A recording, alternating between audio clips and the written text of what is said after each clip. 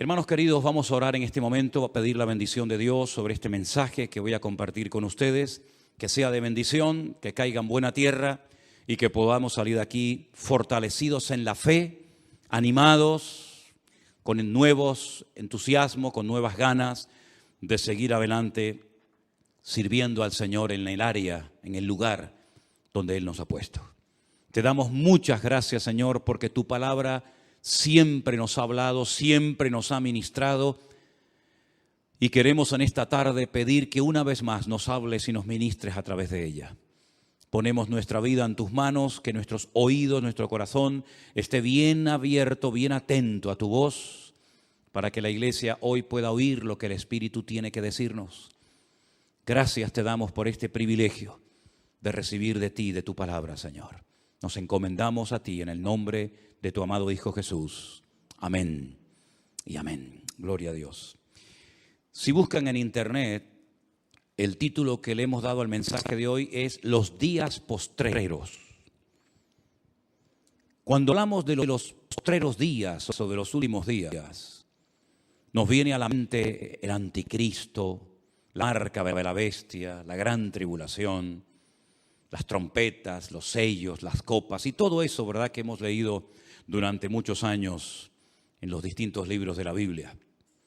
Pero realmente, si tuviéramos que ser exactos con el tema este de los últimos tiempos no han empezado en este último siglo, ni siquiera desde la fundación del Estado de Israel en mayo de 1948, ni tampoco comenzaron los últimos tiempos, cuando en la guerra famosa de los 6 días, en junio del 67, Israel logró recuperar la eterna ciudad de Jerusalén. Los tiempos finales no empezaron ahí. Los tiempos finales empezaron mucho antes. Lo que pasa es que nosotros creemos, cuando vemos un tsunami, un terremoto, un volcán, una guerra, pensamos que ya estamos en los últimos tiempos, como si los hermanos del siglo XV no vivieran en los últimos tiempos. O los hermanos del siglo I, para ellos aquella generación, aquellos primeros siglos de la iglesia no están considerados dentro del marco de los últimos tiempos. Realmente, teológicamente no es así, no es correcto cuando hablamos así. Y vamos a analizar a lo largo de varios pasajes de la Biblia en esta tarde este tema de los postreros días o de los últimos tiempos. El primer pasaje que voy a leer es en Hechos capítulo 2. Todos conocemos la historia. El Señor Jesucristo asciende, se despide de sus discípulos y les dice: id a la ciudad de Jerusalén y esperad la promesa del Padre. Se refería a una profecía que Joel había dado cientos de años antes de su nacimiento. Una profecía que consistía en un derramamiento masivo del Espíritu Santo. Para nosotros es normal y forma parte de nuestra creencia el decir que todo cristiano, todo hijo de Dios, toda persona que ha nacido de nuevo, tiene al Espíritu Santo con él en su corazón. Pero en el Antiguo Testamento, cuando Ezequiel escribe en su libro que llegaría un día sobre todas las personas, hombres, mujeres, esclavos, libres, siervos, siervas, todo el mundo tendría la posibilidad de tener el Espíritu Santo con ellos, y en ellos era toda una revolución. Porque en aquellos días solamente una serie de personas tenían la posibilidad de ser usados o de tener temporal o transitoriamente al Espíritu Santo obrando en sus vidas. Por ejemplo, cuando un profeta profetizaba bajo la unción, bajo la capacitación del Espíritu Santo de Dios. Pero luego el Espíritu Santo como que se apartaba porque no era morada permanente en el profeta que hablaba. Algunos jueces, los reyes, algunos sacerdotes, algunas personas muy puntuales en el Antiguo Testamento tenían, digamos, acceso o ese privilegio de tener el Espíritu Santo con ellos, aunque fuera temporalmente. Pueden ver, por ejemplo, en el libro de los Jueces, las grandes proezas que hacían grandes hombres de Dios, como por ejemplo Sansón. Dice: vino el Espíritu de Dios sobre él y hizo tal o cual cosa. pero luego eran personas normal y corrientes, ¿verdad? Y no moraba en ellos permanentemente el Espíritu Santo como en el día de hoy, desde nuestro nuevo nacimiento, ¿verdad? Así que cuando Joel dice que llegaría un momento en la historia de la humanidad, en la historia del pueblo de Dios, por consiguiente de la iglesia, que todos los cristianos tendríamos el privilegio de ser templo del Espíritu Santo de Dios, tuvo que causar un revuelo y una auténtica revolución la palabra profética que este varón de Dios dio en su momento. Pero durante siglos fue simplemente una palabra que se profetizó y ahí quedó, como dormida en el tiempo.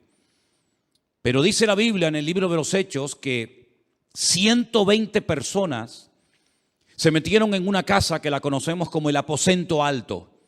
Algunos incluso han llegado a decir que cuando se habla del aposento alto, de la casa alta, se refieren a que estaban a lo mejor en el mismísimo templo de Jerusalén, porque era la casa más alta que había en la ciudad de Jerusalén. Bueno, sea como sea, una casa o en el mismo templo de Jerusalén, la cuestión está que Lucas registra en el libro de los Hechos que aproximadamente unas 120 personas se juntaron en ese lugar y estaban orando, esperando esa promesa, esa profecía que había dado Joel en el Antiguo Testamento, que se cumpliera en ellos. Realmente ellos tal vez no eran muy conscientes de la experiencia que iban a tener en cuestión de días. Tal vez no eran conscientes de lo que se refería al Señor cuando les dijo: esperad la promesa del Padre. 40 días después de la resurrección, el Señor Jesucristo estuvo con sus discípulos, ¿verdad? Pero había estado 3 días muerto, ya son 43. Y la palabra Pentecostés, que viene del término Shavuot en hebreo, que significa semanas, es una fiesta que se celebraba 50 días después de la Pascua. Ellos celebraban que habían recibido la Torá, la ley, en el desierto a través de Moisés. Pero ellos estaban en el aposento alto no dándole gracias a Dios por la ley que Moisés había recibido para el pueblo de Israel, sino estaban esperando otra cosa diferente, la promesa del Padre, como el Señor Jesucristo les había dicho. Así que los 3 días que Cristo estuvo muerto, más los 40 días que estuvo con ellos después de resucitado, quiere decir que estuvieron una semana esperando en el aposento alto la promesa del Padre, 43 y 7, 50 días. Y dice que cuando llegó ese día, el día de Pentecostés, todos estaban unánimes juntos. Había una expectativa. Ellos sabían que iban a recibir algo que iba a transformar su vida, pero no sabían exactamente en qué consistía aquella experiencia.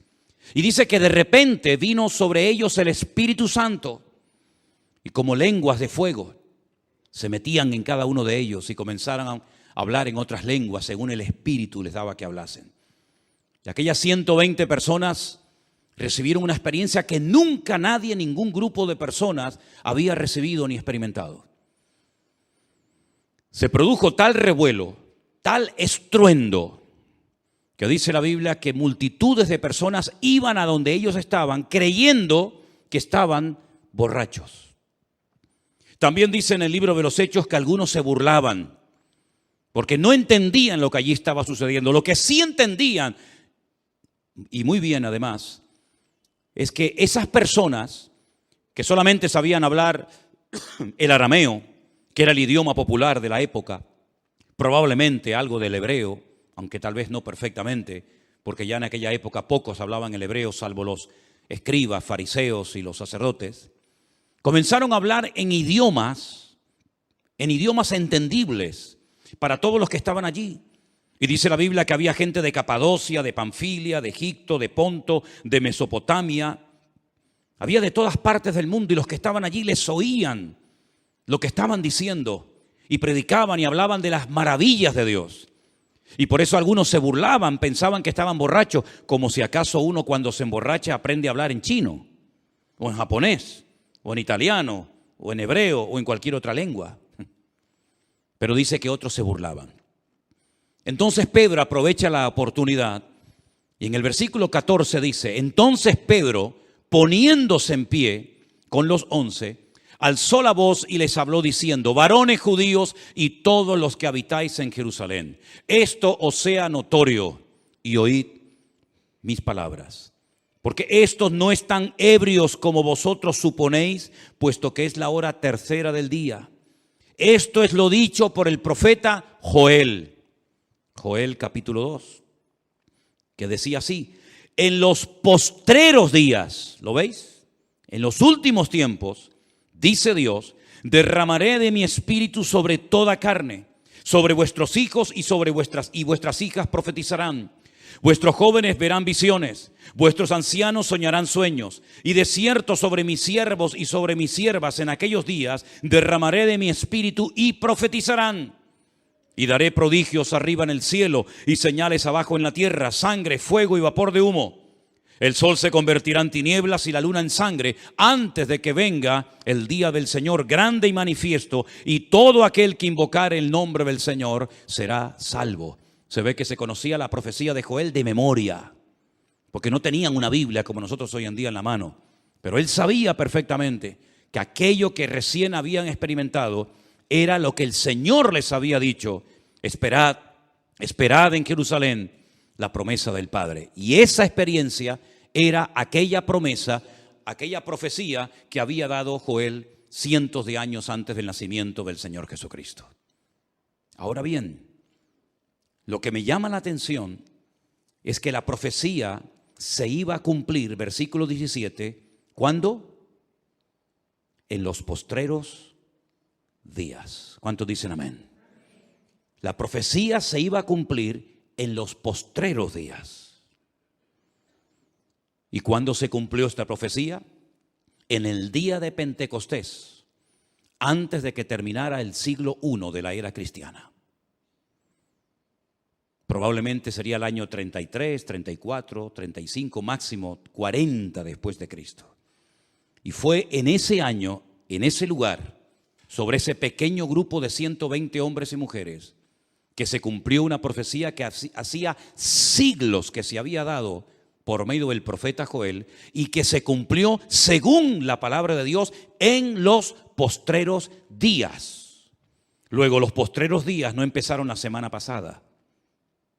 Los postreros días no empezaron, como dije antes, con la toma y conquista de Jerusalén o con el renacimiento del Estado de Israel, ni muchísimo menos. Los postreros días, los últimos tiempos, bíblicamente empezaron desde el día de Pentecostés hasta nuestros tiempos. ¿Cuántos dicen amén? Por eso ustedes van a entender algunas expresiones que Pablo emplea cuando escribe sus cartas. Vamos a leer una de ellas, por favor. En Primera de Tesalonicenses, el capítulo 4, el versículo 13. Miren qué interesante cómo Pablo le habla a estos hermanos de Tesalónica. Tampoco queremos, hermanos, que ignoréis acerca de los que duermen, para que no os entristezcáis como los otros que no tienen esperanza. Porque si creemos que Jesús murió y resucitó, así también traerá Dios con Jesús a los que durmieron en él. Por lo cual os decimos esto en palabra del Señor, que nosotros que vivimos, que habremos quedado hasta la venida del Señor, no precederemos a los que durmieron. Porque el Señor mismo, con voz de mando, con voz de arcángel, con trompeta de Dios, descenderá del cielo, y los muertos en Cristo resucitarán primero. Lea conmigo el versículo siguiente, el 17. Luego, nosotros, los que vivimos, los que hayamos quedado, seremos arrebatados juntamente con ellos en las nubes para recibir al Señor en el aire. Y así estaremos siempre con el Señor. Nosotros que vivimos, que habremos quedado hasta la venida del Señor. Pero Pablo, el Señor no vino en tu generación. Estamos en el siglo XXI y aún Cristo no ha vuelto a la tierra a buscar a su pueblo. Como Él decía, bueno, el orden es el siguiente, hermanos. Esto es palabra del Señor, le decía Pablo a los hermanos de Tesalónica y a toda la cristiandad. El orden es el siguiente. No quiero que nadie esté triste por los hermanos que han fallecido en persecuciones, en diferentes matanzas, porque cuando venga el Señor, esas personas resucitarán primero, vendrán con el Señor y luego nosotros, que estamos vivos en el momento de su venida, seremos arrebatados para recibir al Señor en el aire y así estaremos siempre con el Señor. Esa era la expectativa con la que se vivía en el siglo primero, en el siglo segundo, en el siglo tercero, y lamentablemente esa expectativa, ese anhelo, ese deseo, como decía Juan, ven pronto Señor Jesús, se fue difuminando a lo largo de la historia y los cristianos se fueron enredando en multitud de cosas y se olvidaban de algo trascendental, que era el retorno inminente de nuestro Señor Jesucristo. De hecho, cuenta la historia que los primeros cristianos no se saludaban como nosotros solemos hacerlo hoy en día con el famoso Dios te bendiga, hermano. Bendiciones, Dios te bendiga, hermana. Sino que utilizaban una palabra griega que era la palabra maranata, que hacía referencia a la parausía, es decir, a la segunda venida visible del Mesías a este mundo. Ellos vivían con la expectativa de que antes de morir verían al Señor Jesucristo venir en las nubes y a los muertos en Cristo haber resucitado primero. Ellos no creían que pasarían siglos como han pasado, sino ellos estaban esperando, velando y orando. Sabían que en cualquier momento podía venir el Señor, pero la realidad es que el Señor no vino. Ni en el primer siglo, ni en el segundo, ni en el tercero. Y de ahí entonces, después de un tiempo, como era algo inminente, algo que todo creyente recién convertido anhelaba y esperaba que en cualquier momento apareciera el Señor, por ahí tiene que escribir Pablo cartas otra vez a los tesalonicenses y corregirles, porque habían dejado de trabajar, habían abandonado todas las responsabilidades que tenían y entonces se vestían con vestiduras blancas y se iban a lo alto de las montañas a esperar que en cualquier momento apareciera el Mesías. Y Pablo les tiene que escribir y les dice, no, hermanos, acerca de los tiempos y de las ocasiones, vosotros no tenéis necesidad de que yo os escriba, porque vosotros sabéis, y ahí les recuerda la enseñanza que les había dado. Y aquellos que estaban dando un pésimo, un terrible testimonio a la sociedad, porque habían dejado sus trabajos, habían abandonado sus familias, sus responsabilidades, les decía, os recuerdo que el que no quiera trabajar, que tampoco coma. Y él tiene que poner orden, porque era tal el desespero, si me permiten la expresión, era tal el anhelo, la expectativa que tenían los cristianos del primer siglo, que esperaban que en cualquier momento apareciera el Señor. Y por eso cuando pasaban los años y no venía, por ahí tiene que escribir Pedro otra carta y decir, hermanos, por favor, escuchen, no se desanimen, no se depriman, no empiecen a hablar cosas que no edifican. El Señor no retarda su promesa. Según algunos de ustedes la tienen por tardanza, como diciendo, ¿dónde está? ¿Dónde está? ¿Por qué no viene? ¿Por qué no aparece? El Señor no retarda su promesa. Según algunos de ustedes la tienen por tardanza, sino que el Señor es paciente para con todos, esperando que todos procedan al arrepentimiento antes de que Él venga. Amén, hermanos. ¿Se dan cuenta? Ahora toma una importancia esas exhortaciones de Pablo, de Pedro y de otros hermanos, ¿verdad?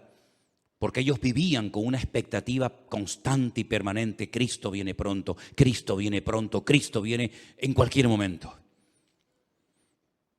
Pero los postreros días ya empezaron desde el día de Pentecostés, desde el día que experimentaron aquella tremenda experiencia que les cambió la vida. Si vamos un poco más adelante a otra carta que no sabemos exactamente quién la escribió, pero eso es lo de menos. La carta a los Hebreos, en el primer capítulo, dice, Dios, habiendo hablado muchas veces y de muchas maneras en otro tiempo a los padres por los profetas, evidentemente está haciendo referencia a todo lo que se escribió y se dijo en el Antiguo Testamento, ¿verdad? Profetas como Daniel, Jeremías, Isaías, Zacarías, etcétera, etcétera. Bueno, Dios ya habló a nuestros padres, a nuestros antepasados muchas veces, en otro tiempo y de muchas maneras a nuestros padres por los profetas, en estos, ¿qué? Postreros días. En estos últimos tiempos nos ha hablado por el Hijo, a quien constituyó heredero de todo y por quien asimismo hizo el universo. ¿Cuándo Dios habló a través del Hijo? en el Antiguo Testamento a nuestros padres? No. ¿Cuándo el Señor decidió hablar de otra manera, en persona, más directamente? En los postreros días. ¿Y cuál fue la forma o quién fue el que habló en los postreros días de una forma clara y contundente? Dios, por medio de su Hijo. ¿Y quién es su Hijo? Nuestro Señor Jesucristo. Dos pasajes tremendos donde aparece la misma expresión, los postreros días o los últimos tiempos. A Daniel se le dijo: escribe, sella las profecías porque no son para tu generación, no son para tu época, sino para los tiempos del fin. A Daniel se le habló claramente que lo que profetizaba, lo que escribía, lo que recibía a través de revelación, no era para su tiempo. Y él no peleó con Dios. Pero cuando se produce ese derramamiento masivo en el aposento alto, dice la Biblia que se cumplió la profecía de Joel porque ya comenzaron los postreros días. Y para enfatizar el argumento, para reforzar lo que estoy diciendo, en la carta de Hebreos se nos dice que los tiempos finales comenzaron cuando Dios dijo: ya no voy a hablar más a través de profetas. Ahora voy a hablar a través de mi Hijo, a quien he constituido el heredero de todo, por quien asimismo hizo el universo. Luego el Hijo no es un ser creado, sino que el Hijo fue el que creó el universo, porque en el principio era el Verbo y el Verbo era con Dios, y por Él fueron creadas todas las cosas. Y Él es el resplandor de su gloria, la imagen misma de su sustancia, y por quien sustenta todas las cosas con la palabra de su poder, habiendo efectuado la purificación de nuestros pecados por medio de sí mismo, se sentó a la diestra de la majestad en las alturas, hecho tanto superior a los ángeles cuanto heredó más excelente nombre que ellos. ¿Por qué tantos datos? ¿Por qué tanta información acerca del Hijo? Como si no supiéramos de quién está hablando. Es que esta carta se escribió a los hijos de los creyentes de la primera generación. Y la primera generación tenía un conocimiento tal vez más cercano a los apóstoles que esta segunda generación ya no conoció. Y para que no confundan el personaje del cual está hablando en el capítulo 1 de Hebreos, por eso dice que Dios habló por medio del Hijo, pero como también hay momentos a los que al pueblo de Israel se le llama el Hijo de Dios, para no confundir, se comienzan a dar aportaciones muy interesantes y se dice que ese Hijo es el que ha sido constituido heredero de todo. Por ese Hijo hizo el universo. Ese Hijo está sentado a la diestra de la majestad de Dios. Y evidentemente se descarta a Israel, se descarta a Moisés, se descarta a Abraham, se descarta a cualquier otro personaje de la Biblia. ¿Para qué? Para que la gente sepa de quién está hablando el autor en este pasaje de Hebreos capítulo 1. Por consiguiente, cuando nosotros decimos, claro, es que ya estamos en los últimos tiempos. ¿Por qué? Porque ha saltado una guerra por allí, o ha habido un tsunami por no sé qué sitio, o se cayó no sé qué cosa. No, mis hermanos, los postreros días ya comenzaron hace 2000 años. Es cierto que cuanto más nos aproximemos al retorno inminente de Cristo, las señales se multiplicarán. Y señales que vamos a ver nosotros no las dieron evidentemente algunos hermanos de aquellos tiempos. Por ejemplo, una de las señales que el apóstol Pablo escribió, pero que no la pudo comprobar por sí mismo, fue la destrucción y la reconstrucción del templo de Jerusalén.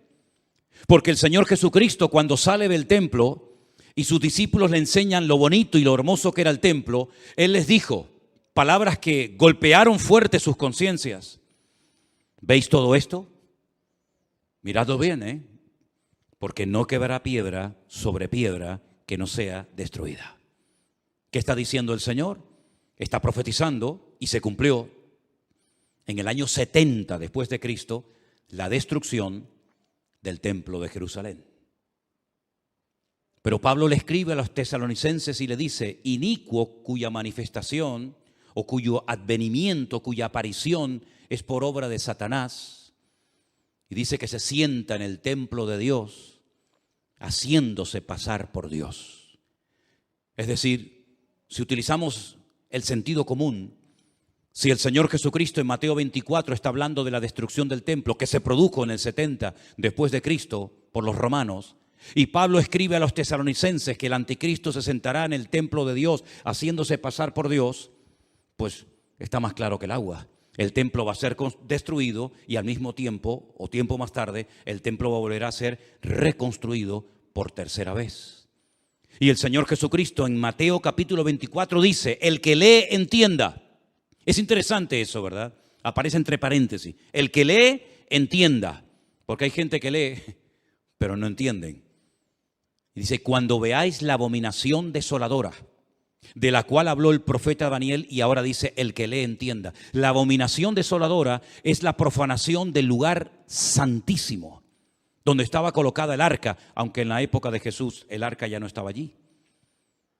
Luego el Señor está dando una serie de datos, Pablo está dando una serie de datos que era totalmente imposible que el Señor Jesucristo pudiera retornar en el primer siglo, o en el segundo, o en el tercero, o en el cuarto, o en el quinto. ¿Por qué? Porque una de las señales de los últimos tiempos es la reconstrucción del templo de Jerusalén. Y probablemente nosotros veamos, si no la construcción final, por lo menos no solamente el anhelo, sino la colocación de las primeras piedras en ese templo. Por lo tanto, es importantísimo, y lo he enseñado no sé ya cuántas veces, qué importante es conocer el tiempo en el que estamos viviendo. Porque de acuerdo al tiempo en el que estamos viviendo, veremos o no ciertas y determinadas señales. Y cuando en Mateo capítulo 24, que se tiene que leer junto con Lucas 21, porque ambos se complementan, dice, cuando veáis reino contra reino. ¿Existen reinos hoy en día? ¿A qué reino se está refiriendo? Nación contra nación, pueblo contra pueblo, terremotos en diferentes lugares. Todo esto será principio de dolores. Aunque los postreros días, los últimos tiempos, comenzaron desde el día de Pentecostés hasta hoy en día, se van a ir acelerando y multiplicando de una forma tremenda las señales proféticas para que la iglesia sepa en todo momento en qué parte del camino se encuentra. Y yo tengo la sensación y el dolor en mi corazón que hay muchos creyentes que no se enteran ni saben en qué tiempo de la historia estamos viviendo. Le decía hace unos días a unos hermanos que querían ir a Israel. Miren, hermanos, a Israel uno no va cuando quiere. Uno va a Israel cuando se puede. Porque hace 2 años queríamos ir y no pudimos. Por todo este tema que ustedes saben. Y llegará un momento que aunque seas el hombre más rico del mundo y aunque anheles con toda tu alma y con todo tu corazón ir, no vas a poder ir por las circunstancias que se van a dar. Porque el espacio aéreo de Israel se cerrará, como se ha cerrado en otros momentos de la historia. Y por eso, mis queridos hermanos, ante esta expectativa que nunca tenemos que perder los cristianos, la pregunta es, ¿y qué hago? ¿Qué hago? ¿Qué puedo hacer? Se lo he dicho también en otras ocasiones, son palabras del Señor Jesucristo. Velad y orad para que estas cosas no os sorprendan como ladrón en la noche. El libro del Apocalipsis no se escribió para asustar a la gente, al contrario. El libro del Apocalipsis se escribió para que tuviéramos la información de Dios, para que supiéramos discernir en qué momento de la historia nos encontramos. El libro del Apocalipsis no es la revelación, el protagonista, el actor principal no es el anticristo, ni siquiera el falso profeta, sino el mismísimo Señor Jesucristo. Es la revelación máxima. No hay un libro en la Biblia que nos dé tanta información, tantos títulos, tantos nombres, tanta información acerca de la esencia y del carácter de nuestro Señor Jesucristo, como por ejemplo el libro del Apocalipsis. Y la iglesia hoy en día tiene que conocer más del Señor, porque conociendo más al Señor sabremos perfectamente si es Él el que está obrando detrás de algo o no es Él el que está obrando a través de ese algo. Y quiero simplemente ponerles un pequeño ejemplo. Durante más de 30 años un matrimonio esperó una promesa que Dios dio y parece ser que nunca se cumplía. Y 30 años son muchos años. Dice la Biblia que ya eran de avanzada edad, tanto Abraham como Sara, pero Dios les había prometido que serían padres de un hijo de ellos dos. Trataron de echarle una manita a Dios. Abraham, saben que tuvo una relación fuera del matrimonio con su criada, la criada de su esposa Agar. Y cuando nace Ismael, el padre de las naciones árabes, el Señor le habla a Abraham y le dice: este no es el hijo que yo te había prometido. Esto es lo que tú como hombre eres capaz de hacer en la carne. Pero esto no es lo que yo te había prometido. Tiempo más tarde nace el hijo de la promesa, Isaac, el que te hará reír. Eso es lo que significa el nombre Isaac. No el que ríe, sino el que te hará reír, porque está en futuro la palabra. Y cuando nace ese hijo y se cumple la promesa, y Abraham entendió que las promesas de Dios tienen un tiempo. Hay promesas que se cumplen muy rápidamente. Hay otras promesas, es como un parto, ¿no? La madre está embarazada, pero todavía no es el tiempo para nacer. ¿Está embarazada? Sí. ¿Tiene al niño? Sí. ¿Se está formando? Sí. ¿Va a nacer? Todavía no. Luego hay un tiempo para que ciertas y determinadas promesas se cumplan, y no podemos adelantar el tiempo de una promesa, porque entonces lo que se produce es un aborto, espiritualmente hablando, ¿verdad? Entonces, cuando Abraham entendió que fue necesario ese tiempo de espera, de tratamiento, le vuelve otra vez a hablar. Y el Señor le dice: toma a tu único hijo, al que tú amas, a Isaac, y súbelo al monte Moriah y preséntamelo en un sacrificio, en holocausto, como una ofrenda para mí. Es decir, 30 años esperando una promesa, un nacimiento de un hijo, un heredero, y ahora que lo tengo, Dios me lo pide en sacrificio. En ningún momento dudó de que esa voz fuera la voz de Dios.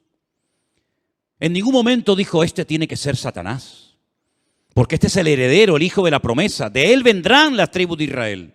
De él vendrá el Mesías en el futuro. ¿Cómo lo voy a matar?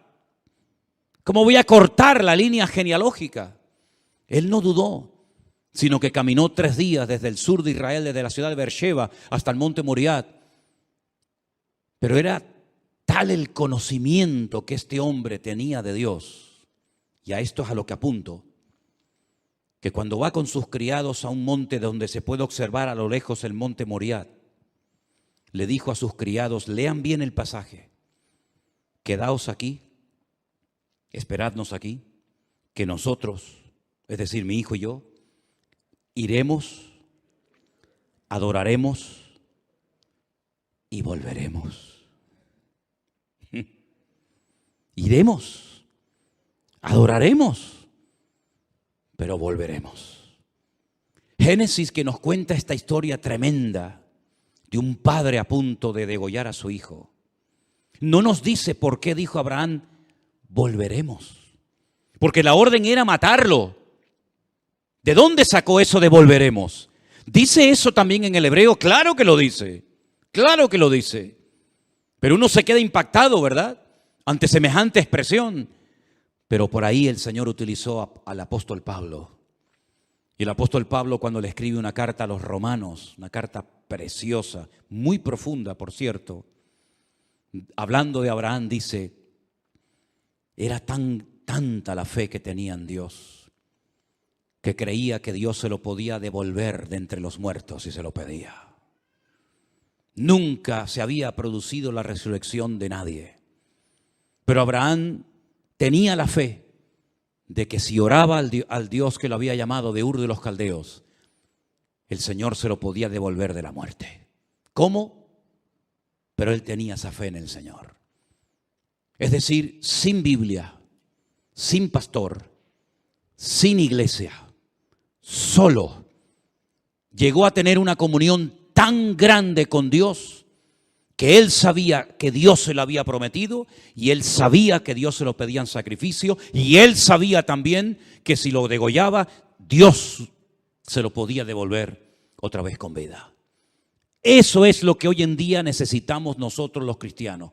Conocer al Señor de tal manera que en cualquier momento podemos decir, eso no es de Dios. Eso sí lo está haciendo el Señor. Eso, es decir, un discernimiento que no viene simplemente por leer y aprender versículos de la Biblia de memoria, sino por la comunión, por la relación con el Señor. Y eso es lo que la iglesia necesita, y eso es lo que significa velad y orad para que estas cosas no os sorprendan como ladrón en la noche. Y cuando aquel jovencito, y todos hemos tenido 18 y 20 años y hemos tenido la sangre alterada, tiene la ocasión de su vida de mantener relaciones con la mujer de su amo, no hay nadie en casa, nadie se va a enterar, solamente va a quedar entre ella y él, pero él le dice a ella, ¿cómo voy yo a pecar contra mi Dios? No había ni un solo texto de la Biblia escrito, ni Moisés se veía en el horizonte, no estaban escritos los 10 mandamientos. Sin embargo, José, sin Biblia, sin iglesia, sin pastor, solo ante el peligro, fue capaz de discernir que aquella tentación no venía del corazón de su Dios. Y entonces él prefirió huir y quedar como un cobarde y dar con sus huesos en la cárcel un montón de años antes de pecar contra su Dios. ¿Cómo sabía él que si él caía con aquella mujer casada, iba a desagradar a su Dios? Porque conocía a su Dios. 2 ejemplos, Abraham y José. ¿Os dais cuenta? Eso es lo que la iglesia necesita recuperar, que lo tuvo en el primer siglo, que tuvo esa visión y ese discernimiento en los primeros siglos de la era cristiana, pero que se ha ido perdiendo con el paso del tiempo. Y entonces la meta, el objetivo, la expectativa ha quedado desplazada. Y tenemos discernimiento y tenemos sabiduría y tenemos inteligencia para hacer negocios y para hacer empresa y para conseguir cosas, pero para el mundo espiritual muchas veces que encontramos gente inteligente que no se enteran de nada y son científicos, son personas con estudios, pero que del mundo espiritual no tienen ni la más remota idea. Y ese discernimiento espiritual es el que urgentemente necesitamos recuperar como pueblo de Dios, para saber ubicarnos en este tiempo difícil y peligroso en el cual Dios decidió ponernos a ti y a mí para que no nos dejemos amedrentar ni pasemos desapercibidos, sino que en medio de una generación perversa y maligna podamos brillar como luminares en el mundo y decirle al mundo, Cristo viene pronto. ¿Cuántos dicen amén? Cierra tus ojos en esta noche. Aleluya. Apláudele fuerte al Señor si quieres. Aleluya. Gracias, Señor. Estamos en los postreros días, lo sabemos, Señor. Tu palabra nos lo enseña, lo hemos visto claramente en tu palabra. Ahora nos toca, nos corresponde a nosotros, Señor, prepararnos, no perder el tiempo, invertir nuestro tiempo, nuestros recursos, nuestra vida en el reino de Dios para que millones de almas vengan al conocimiento de la verdad antes de que tú vengas, Señor. Aviva tu obra, Señor. Usa nuestras vidas aún más, Señor, de lo que hemos visto hasta el día de hoy. Úsanos de tal manera que podamos, Señor, llevar tu palabra a millones y a millones de personas en todas las naciones de la tierra, Señor. Abre puertas y suple toda necesidad que pueda aparecer en el horizonte, material, de obreros o de la índole que sea, para que el reino de Dios avance y se pueda divulgar la palabra de Dios, porque dice la Biblia que cuando el evangelio sea predicado hasta el último rincón de la tierra, entonces tú vendrías. Guárdanos mientras tanto, Señor. Cuídanos en este tiempo. Guarda nuestros matrimonios.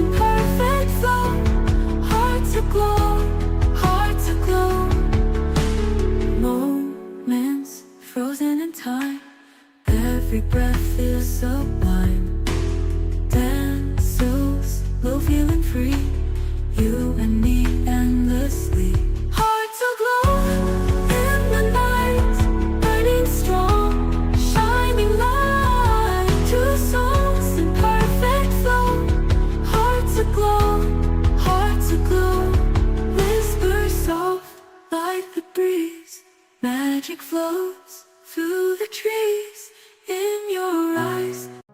Que nunca falten nuestras fuerzas, que nunca nos falle la mente, Señor, y que nuestro corazón esté alineado completamente con el tuyo, Señor, para que podamos discernir y oír tu voz en medio de la oscuridad, como Abraham, que te amaba y fue al monte Moriah a sacrificar a su hijo amado porque lo había oído de parte de su Dios. Danos la santidad de José, Señor. Danos el valor de aquellos jóvenes en Babilonia. Danos el conocimiento, Señor, de Pablo, tu siervo, que aún Pedro dice, nuestro hermano Pablo, que escribe cosas difíciles de entender, que aún los indoctos tuercen para su perdición. Ayúdanos, Señor, a servirte los últimos años que nos queden de vida. Y ayúdanos, Señor, a ser canales de bendición. Que ganemos millones y millones de almas para ti, Señor. Utiliza estos medios que has puesto a nuestro alcance. Danos de tu gracia, Señor, para que llegue tu palabra a los 5 continentes de la tierra, Señor. Y que milagrosamente puedan entender la palabra que se predica desde este púlpito. Gracias, Señor, por lo que hemos visto, pero queremos más. Anhelamos ver tu gloria, porque sabemos que tú vienes pronto, Señor, y tu recompensa contigo. Un poco más, y pronto vendrás. Aviva a los jóvenes de la iglesia, a los matrimonios, a los que recién comienzan, a los que llevan años, que todos estemos en línea contigo, Señor. Gracias por tu palabra, Dios mío. Invito a la iglesia a que se ponga de pie en esta tarde. Levanta tus manos al cielo conmigo y dile, Señor, ayúdame y usa mi vida, Padre. Ayúdame a ser un hombre útil en tus manos, Señor. Ayúdame, Señor. Ayúdame, Señor, a ser un siervo de Dios. Que nada ni nadie se interponga entre tú y yo, mi Señor. Que nada ni nadie nos robe la comunión que tenemos hoy, Señor. Te adoramos, Señor Jesús. Adoren al Señor. Proclamen su grandeza. Levanten sus voces delante del trono de Dios. Aleluya.